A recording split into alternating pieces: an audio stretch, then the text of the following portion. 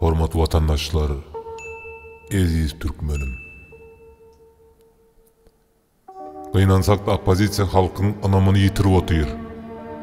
Men olara halkın behbidi üçin birleşin, hemme davanı koyun deyip boğazıma sığdığından kıygırdım, eşitmediler. Sebäbi bu kirli oyunda her kimin öz behbidi var. Halk hakkında. Bizim sağda inancan milletimiz var. Bir zady berk bellen, Yevropa halkı kanuna hormat koyyan halktır. Orta Aziya halkları bir hana, serdara kulak asan halktır. Diktatura nämeden döreýär? Bizim millette diktaturany halk özü döredýär. Sebäbi bir adam öňe çyksa onu götergilemäge başlaýarlar.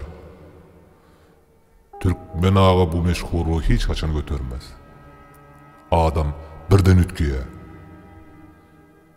Men bunu yüzünü açan batır, kahraman aktivistlerin hareketlerinde eýýäm görüp otyrum. Ütkemäň. Bir adamın ya hareketin elinde kukla bolmaň hiç kaçan. Siz halk bir yere cem bolmaly. Emma häli bizim halk cemlenen ok. Bu hasam kıynandırıcı ýagdaý. Kanuni ýagdaýda hereket etmek üçin ýaşlar işleň, dernek gurun diýdim. Germaniýadaky tarapsız jurnalist Ragip Kamil İlbeýi dernek tapıp oňa gidin o ýerde öwreniň işi diýdi. Aktivistler çağırıldı. Haysiňiz gittiňiz? Halk üçin, Türkmenistanyň geljegi, ýagty geljegi üçin gitmediňiz.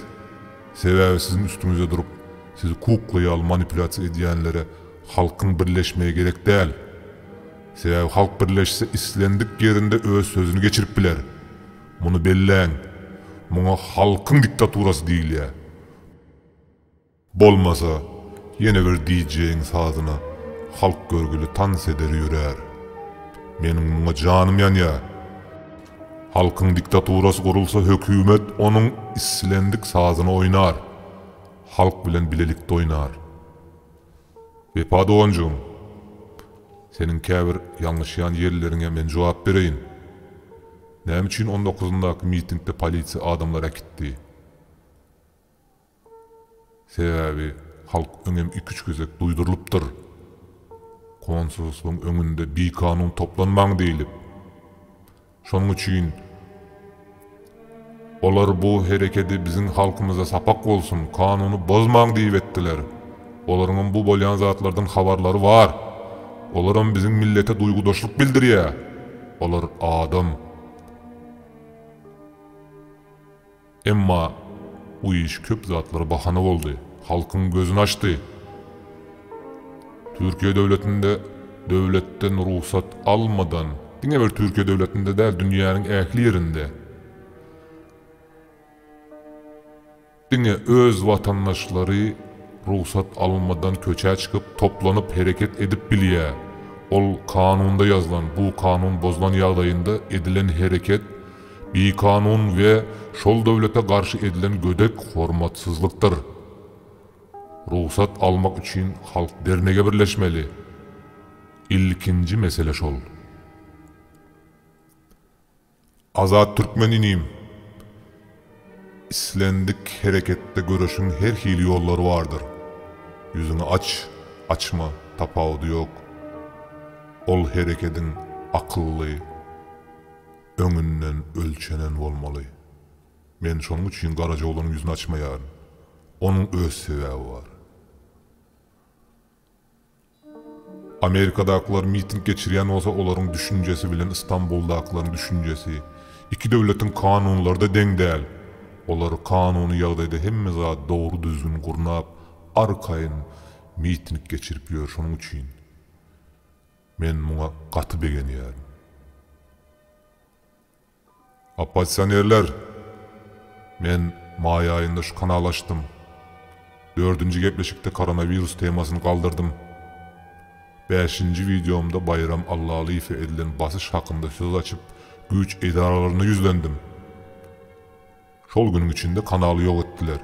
Meni yine täze kanal açıp devam edip otyerdim.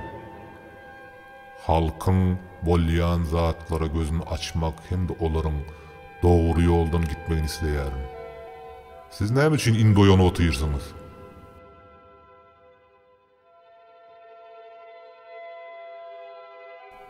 Hemmäňiziň kanalyňyzdaky videolaryň aşagyna özümiň videolarymy goýdum. Paylaşın diýdim, haýyş etdim. Haýsyňyz paylaşdyňyz? Men halkyň adyndan bähwit gözlemän çykyş edýänim üçin biziňki dogry gelmedimi ýoksa? Eziz ýyldaşlarym, Garajaoğlan Türkmen YouTube kanalynda öz sesiňizi dinläň haýyş. Many çykaryň. Men siziň adyňyzdan aýdan her bir sözüme ýekeme-ýeke adalatyň öňünde jogap bermäge taýýar. Tarapsyz bolun. Tarap tutmaň. Bu agzalylyga getirer. Dinläp oturan adamyňyzyň içindäki pikirini diňe onuň özü bilýändir. Unutmaň. Muhammed diýeji. Ýaşulym, men siz barada aýtmak isleýärim. Siz näme üçin meni äskermezge alan ýaly jogap beriňiz ok? Men size provokasiýon soraw bermedim. Gatyragam gürläp gördüm. Siz aratyr. Güýçli aratyr. Emma siýasatdan ýaş çaga ýaldy kelläňizi işlemeýe. Men Allah Murat Rahim bilen eden soňky söhbetleşdiğinizde müşahiýat boldum. Ol men 2 ay mundan ozalky soragymy size berdi. Halkyň gyzynda durup biljekmi diýip. Siz soraga jogap bermekden geçip onu nadanlykda aýpladyňyz. Bir soraga da dogry jogap berip bilmediňiz. Siz gyýgyryp özüňizi hakly görkezmäge çalışýarsyňyz. Bu dogry däl. Siýasatçy ilki bilen dinlemäni, soňra dogry we anyk ynandyrjy jogap bermegi başarmalydyr. Bu meniň siz hakynda pikirim. Gaty görmäň. Halmyrad ağa, Sapar ağa, size yüzlenýärim. Siz bir aýlap elektron döwlet kurduňyz başagay bolup. Hanol ýüregi joşup duran ýaşlar. Hany kemine? Bayram nirde? Olar nire gittiler? Derden kaçdyňyz, halka kömek etjek diýip pul topladyňyz. Häzir gynansak-da ýene kömege mätäç watandaşlarymyz bar. Näme boldy bu işler? Derneň zaryady gutardymy ýoksa? Sherlock Holmes bilen Doktor Watson ýaly derine geçirýärsiňiz diýip eşitdim. Halkymyz keselden gyrylyp duran wagty bu zatlaryň geregi barmy? Aýdyň. Ikiňiz hem gynansak-da keýpiňiz gowy gepleşikler geçirip otyrsyňyz, halky güýmäp. Halka muňa seredip otyr kime inanjagyny bilmän. Halka dogry ýol görkeziň. Siz ýaşullar, halkyň hormatyny gazanyň, duasyny alyň. DVT partiýasy, Konservativ Partiýa hereketi, Liberal Demokratik Partiýa. Sizem yitip gidýäňiz de bir ýerlerden güneş çykan ýaly görünüp, ýene yitip gidýäňiz. Edýän hereketleriňiz halkyň bähwidi üçin bolsa açyk hereket ediň. Adamlar hakda toplanan informasiýa üçin DVT jogapkärsiňiz. Onu unutmaň. Hiç haýsyňyz edip bilinmejek işiňizi halka yalan wada berip inandyrmaň. Siziň hemmäňiz halka gerek. Garajaoğlan'ın bu sözlerinden doğru many çykararsınız diýip umyt edýärim. Bu sözler halkın sözdür. Men halkım üçün hakkı gözläp yola çıkan vatandaşınız. Näme üçün yüzüm açmak islämok? Çünkü Karacaoğlan meşhurluk kazanmak için halkın arasından çıkmadı. Onun arzusu Türkmenistan'da halkın diktaturasının, halk devletinin kurulmağı, enelerin ve çağların yüzlerinin gülmegi, halkın azatlığın lezzetli havasından dem alması. Daşar yurtlarda sergezdan olup bilen milletin öyüne dolanması, Türkmenistan'ın hakikattan da dünya Türkmenlerinin ata vatanı olmağı, egilen Türkmen ağağın başının yukarı kalmağı ve yeni yeneler. On arzuları ken, şol arzuları hasıl bolan günü, Karacaoğlan vatan üçün, halk üçün, özünün eden işlerinin yılı mehirli duygusu bilen gelen yerine, halkın arasında bildirmeyen sinip gider. Oylanın.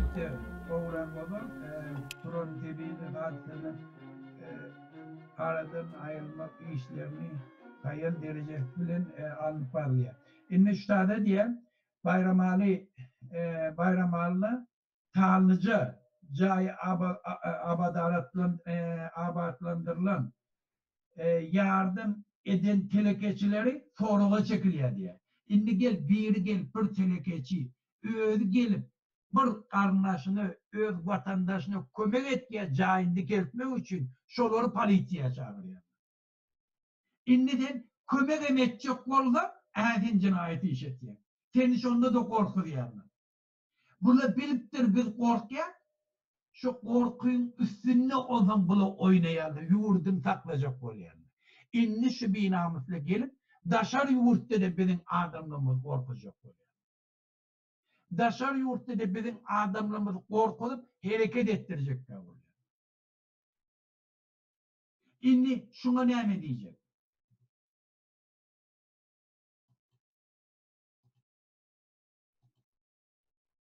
Daşar yurtta bizim adamlarımız korkulup halkın edecek hareketinin önüne geçecek oluyor. Häzir men size bir habar yerine koyun adamlar. Teredin şunu. Häzir üns bilen teredin. Türkmenistan'ın pasolstwatı indi 30. mayda getirecek nememizi görüp marş protestimizi bilip Nisan'da bütün dünyanın yüzünde biz geçiriyor. New York'ta, Amerikan hemme yerine, Kanada'da, Moskova'da, Türkiye'de geçirecek marş inni gelip nemi çareleri görüyor. Yerin ahlaki Türkmenistan'ın pasolstwatı bir toğur studentleri yığınıp nemi edecek oluyor. Nehil bizim karşımızda görüşüyor. Teredin şuna. Ahlaki. O kulak atın adamlar.